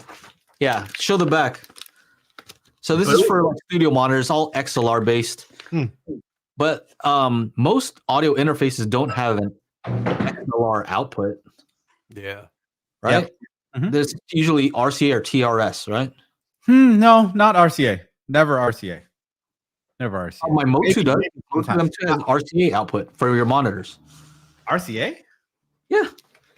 Well, this Rodecaster has TRS. Well, the Rodecaster garbage. Okay, so how about this Scarlett 18i20? Okay, yeah, you'll have RCA too. No, that one doesn't have RCA. It has TRS, but it doesn't have XLR. Well, my brand new audio interface has TRS and RCA. So it's a new analog one. How about but no I'm XLR? wrong. Okay, I'm wrong. I made a mistake. I'm wrong. No, I'm totally fine with saying I'm wrong. See, look. No, I was wrong. don't do it, man. Don't do it. Yeah, so admit wrongness. work. So Joe had to get some adapters. I was pissed. Complaining about. I was pissed because I had to get adapters so I could go from TRS to that male XLR, right? You know what I did? I'll tell you what I did because I wanted to test it that night. I'll show you what Joe and Tell does. I freaking got some little nails, and I put them into the female XLR. Right? That's awesome, dude. That's awesome. I made them come out so that, because it's not balanced anyway, right? Yeah. If it's RCA, or I use the RCA on one end, which is not balanced. It's just if you open up the end of the other one, it's all just soldered together anyway. Yeah. So I just made nails come out of it. You have to put it upside down, and then I plugged it in. So I got sound out of the thing. That works. Anyway, I was testing this thing out, and I was like finding some weird issues that it wasn't doing exactly what I wanted it to do.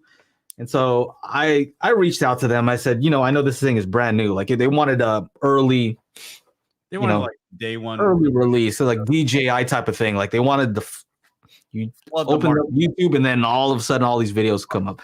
I'm like, I don't know if you want me to make my review right now. Maybe you might want to fix some of these things. So I'm giving them a chance to like look at some of the issues that I found. Hopefully they fix it, and then I can say, hey, this thing is cool. But as it is, I'm like, kind of. If you're using this for studio monitors and the purpose is like pure accuracy, then you want accuracy, right? You want perfection. And I've told you plenty of times, man. Like these music producers don't care about that. Like, it pissed me off though. It pissed me off because like I'm finding these issues, right? Like measurable issues. Well, okay. Let's.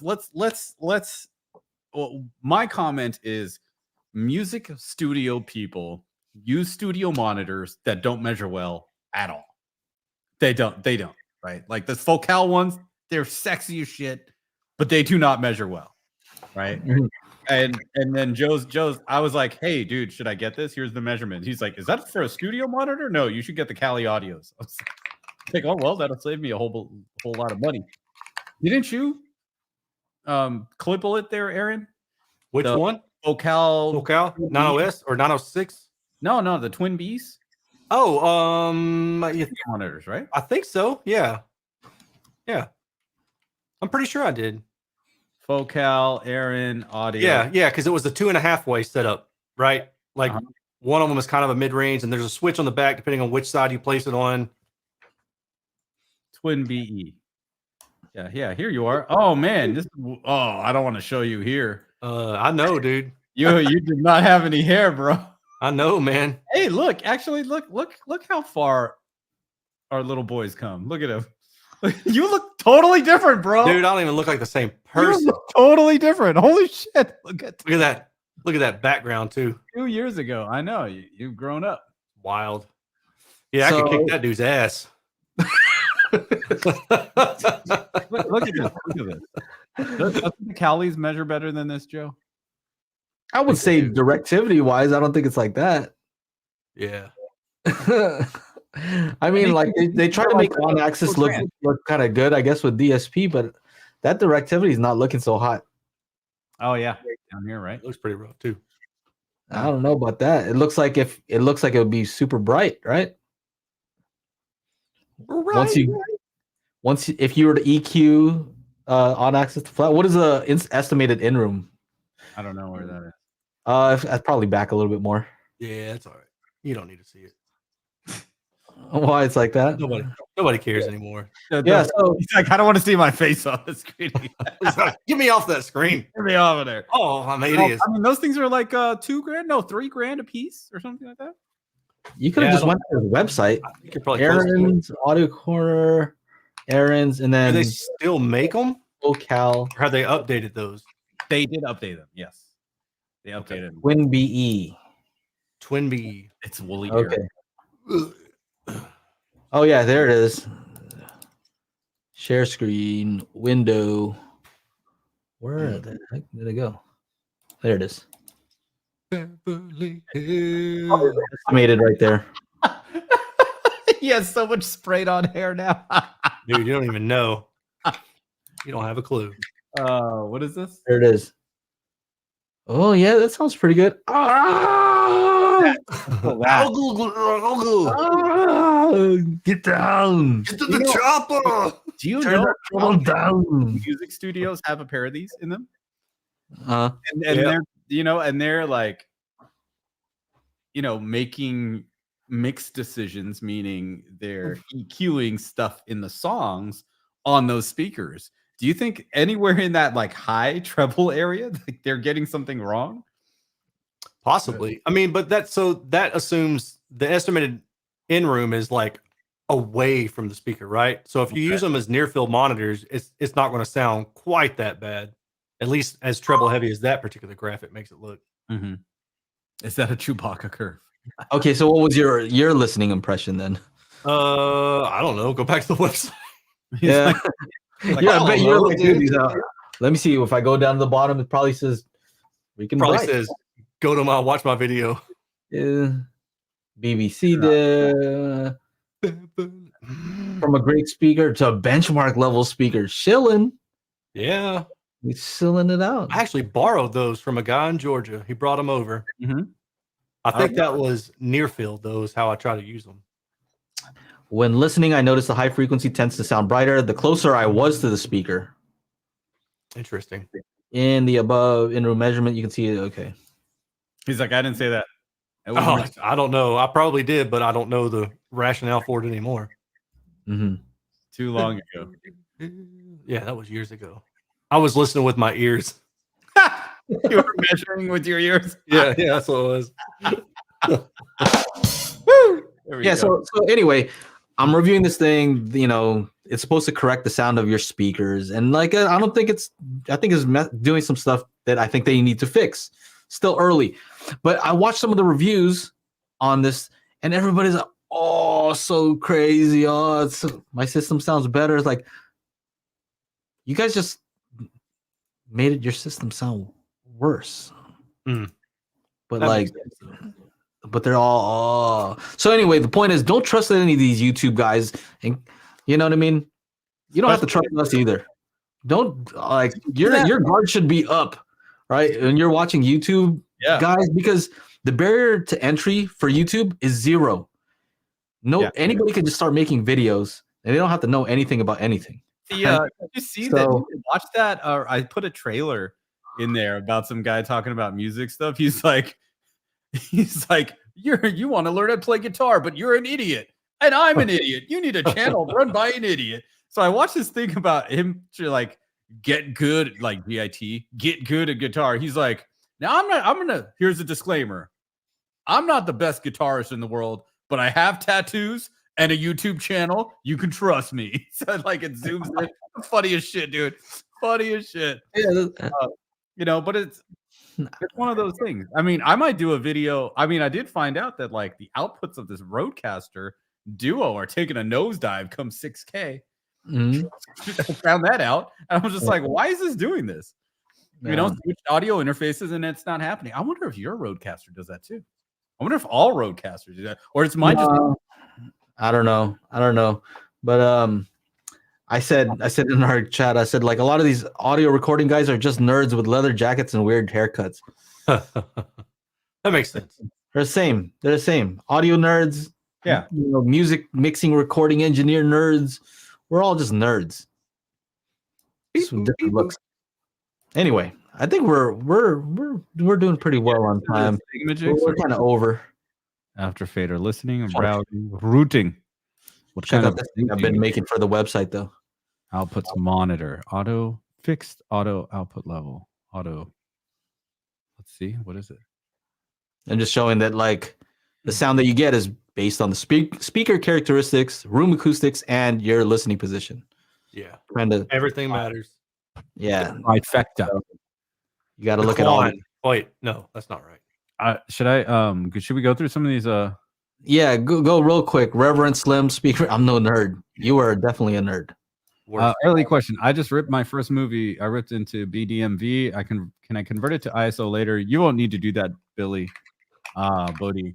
BDMV and ISO are essentially the same. You get all the menus, the chapters, all the 12 languages you don't need. The sign language for the hearing impaired, another thing you don't need. It's all there. Second question. Anyone have experience with Emo Q? My MC1 guide says to point the mic at each speaker for calibration. Different from other audio auto calibration software. It is.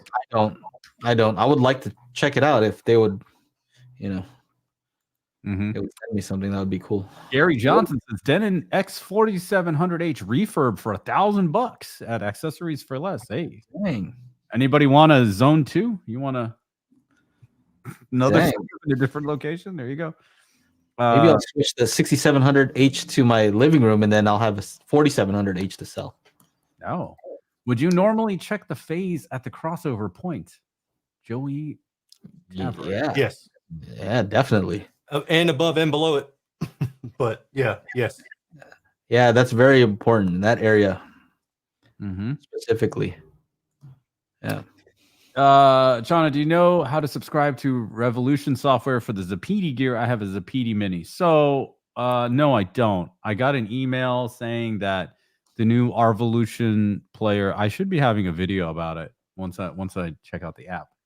But I don't know. I asked, though. I sent an email to Raphael, and I asked, how do you guys get that? So, hopefully, it's what? He's in France. He'll probably answer at like 1 or 2 in the morning our time. So he comes from France. I will tell you in the after show chat, which is also why you should join the after show, because you get all the behind the scenes stuff. Yeah. New AVR or Nakamichi Dragon? It depends. It depends. It depends. It always depends. You want simplicity, and if you don't mind spending the money, AVR.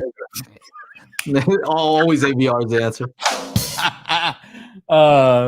No, you said simplicity. There's nothing simple about AVR or the Dragon, actually. Yeah, well, I'm sure it's going to be more simple than having to buy cables and all kinds of stuff. I know. All that.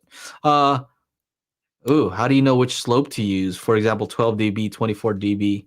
I would need to know what you're using the crossover for. Is it for, subsonic filter? Is it like what are you using it for?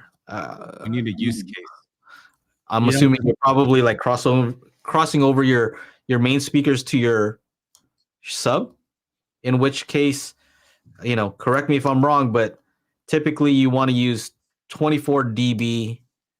What is that? A fourth order Linkwitz-Riley, so that when you have 24 dB on the sub and 24 dB on the main speakers, they should sum so that you get, a flat line or, summation and not up, right? Because some, if you have it where one is 12 and one's 24, you may have it where it goes up, but you want it so that they sum, create a flat line, and it's in phase. So I don't know what the other ones do. What happens if you have two 12 dB per octave slopes? I don't even know anymore, man. I don't pay that much attention to the peak. I don't know. Because dude, who cares? It matters what happens in the room. It's cool to know, but I never understood why people get hung up on. Like for me, I use whatever crossover type and slope and frequency that works the best. So if I have to mix different cons and it works, all right. Whichever one sounds the best, is that what you're saying? Mm-hmm. Oh, in your ears? Sorry, whichever one measures the best. Oh, okay. Yeah, sorry. I don't know what I was saying. Measure with his ears. With my ears, yeah. Well, how about this? Assuming that you like the response that you're getting from your main speakers, and your sub is nice, you got a nice even response on there, and you just want to blend the two. If you're to guess, like if only it was that easy, Joe. So Reverence says almost every AVR uses 12 dB high pass, 24 dB low pass. But I think if you're referring to Odyssey, they also have they stack two filters kind of so they have a 12 dB, and then they have that's why you see on the part where it says create your own curve on Multi-QX, it has a section there because they apply basically they're relying on the PEQs to apply another 12 dB per octave high pass. And so when you combine the two, it's equal to a 24 dB. That's what the guys told me there at Odyssey. So I also asked, what if your speaker already has that natural roll off? Right. That's what I'm saying. Like, it matters what's going on, you know? Mhm. So, and then the other question is, how do you choose where you want to set your crossover? Right. So you got to figure out, I want to protect the mains. Most cases, you Mhm. want to protect the mains like bookshelves. You don't want to drive them too low. But then you've also got to figure out what works with the room with respect to where that subwoofer is placed. So you need to measure the room on its own with just the subwoofer. You know, so there's a lot of stuff that goes into it. I guess it's just one of those things. Is 12 dB slope, is that the one that rotates the phase 180 degrees? Yeah. So Or a Linkwitz Riley, yes. So when you stack two of them or use two of those filters, it rotates at 360 degrees and gets you back to where I you're think at. it does, but to be honest, I'm not sure if that's how stacking filters really works. It should, right? Like I think it should, but there's probably some like Uber person who's going to watch this 7 months from now and say, "You guys are wrong. It's not a, it's not a Q of 0.7 when you stack them, or it's like a Q of 0.68." You know, it's gonna be like, all right, come on, man. Yeah. So that's what I like about Jay Dunk is like he'll look at the electrical measurements and actually look and see like, is this exactly doing what we expect it to do? Right. Look at the two signals and they're like, look, simulated. Yeah. Versus actual measurements from the electronics. It does exactly what it's supposed to do. So hopefully that answers some of it. 12 dB roll off is an old THX standard where the certified speakers had a required 12 dB roll off. Yeah. Oh, here it is. Okay, so Magic Beans news update. I came out with the Magic Beans video on Saturday. I never release anything on a Saturday. Yeah, thank you for that. Crazy. Yeah, I'm coming up. We're still working on the website, and we have to come up with all these like imagery, like the one I just showed you right now. Because the tough thing about audio is it's invisible. So just like a fart. Are you going to put a fart in there? You got to put a fart image in there. I don't want it to just be a bunch of text explaining how it works. Like I want it to look cool, so I have to make stuff to like, oh, this is what the speaker's doing. This is the reflections. Kind of we have to make stuff. So that's basically where we're at. The app, for the most part, is ready to go. I was gonna do the so I got the Yamaha in-house. I got the Sony in-house. Meaning I just went and got them from storage. But I got so I'm asking Joe, I'm like, hey, what is this YPOW export gonna look like? He's like, I've never tried it.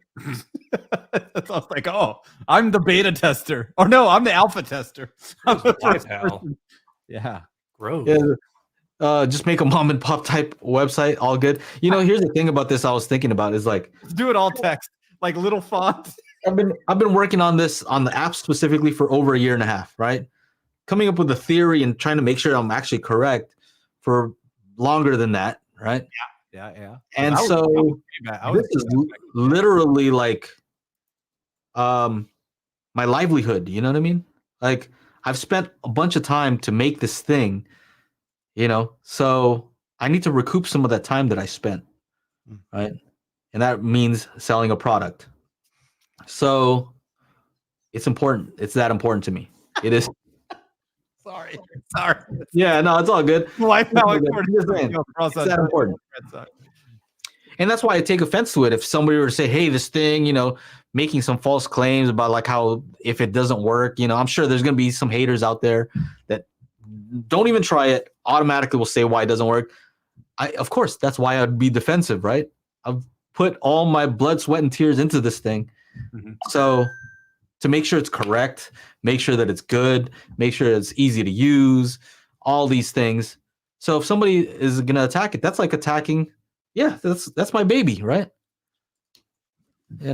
I worked hard on this thing. I spent all my time doing this. So yeah, it's important. It's important to me. You just forced me to buy a microphone for this thing. Not this kind of microphone. You will buy a microphone. I'm over here doing measurements and shit. Like, Gross. who the hell am I? I'm just saying, man. So it needs to be that good, right? If I put in all this time and effort and made this app, I want to make sure everything surrounding it is as good, right? That was my promise to the developers, right? So I said, you make the code beautiful, right? Nobody's going to see the code, but it's going to work as expected.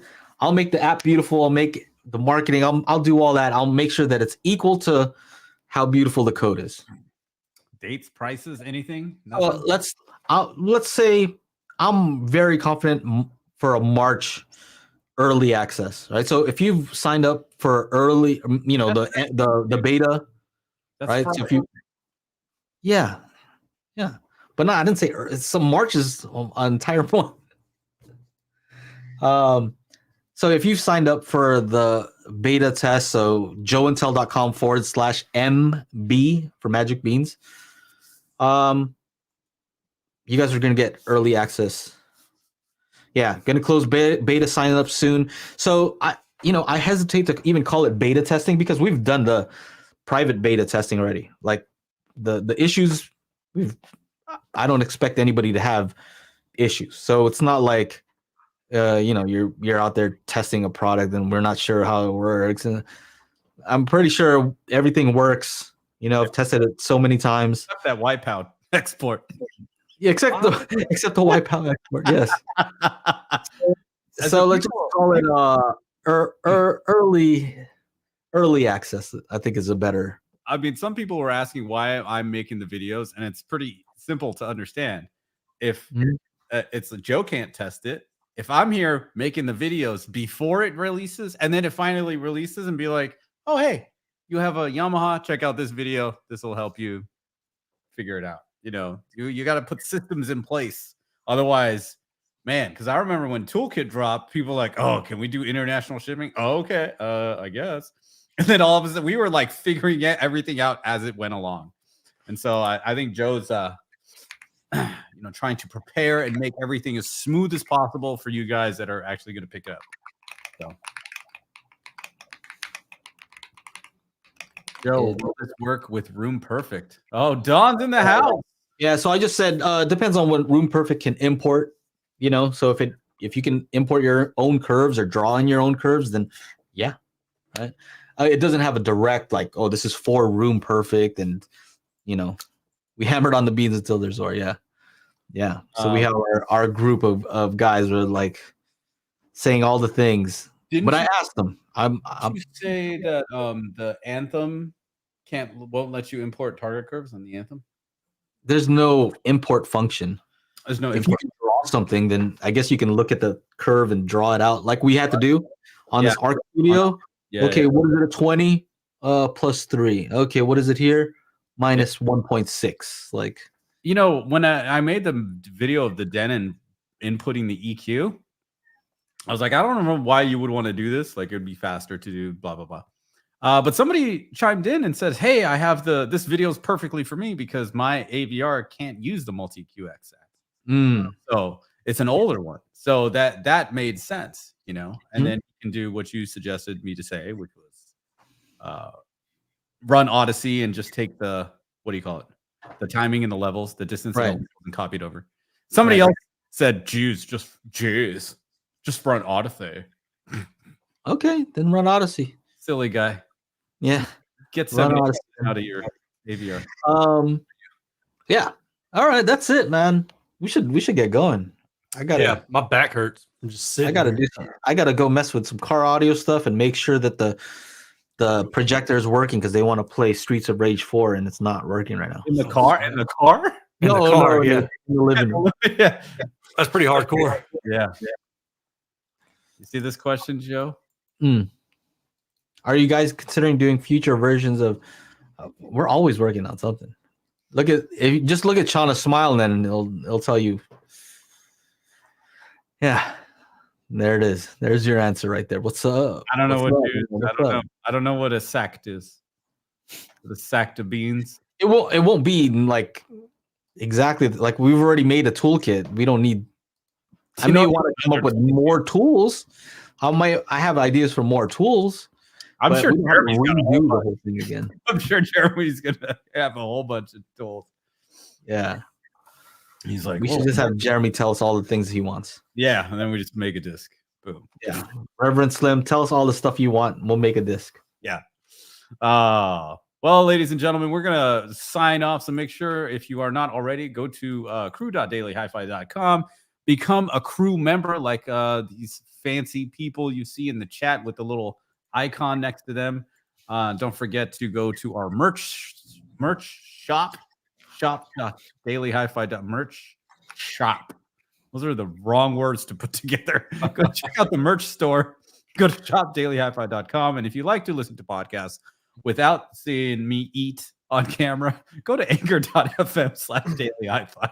But you know, it's funny. It's funny to watch us because we're cool. Yeah. All right, let's go. All right. Thank you guys so much for hanging out. We'll see you guys in the after show for those of you.